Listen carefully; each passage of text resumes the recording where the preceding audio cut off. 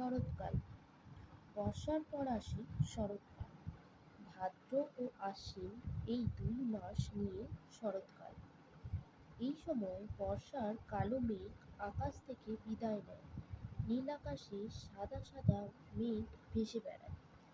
এই সময় প্রকৃতি অপরূপ সাজে সেজে ওঠে। মাঠে মাঠে সবুজ ধান ক্ষেত মাথা নাড়ে। সকালবেলা ঘাসের ডগায় শিশিরের উপর সূর্যের আলো পড়ে চিকচিক করে।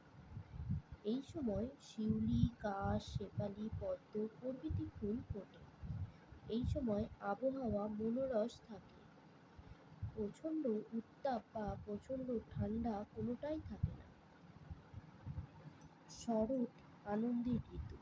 এই ঋতুর প্রধান উৎসব দুর্গাপুজো। এই সময় পূজা উপলক্ষে স্কুল, কলেজ, অফিস, আদালত সবই বন্ধ থাকে। দুর্গাপুজোর পর আসে লক্ষ্মী পুজো।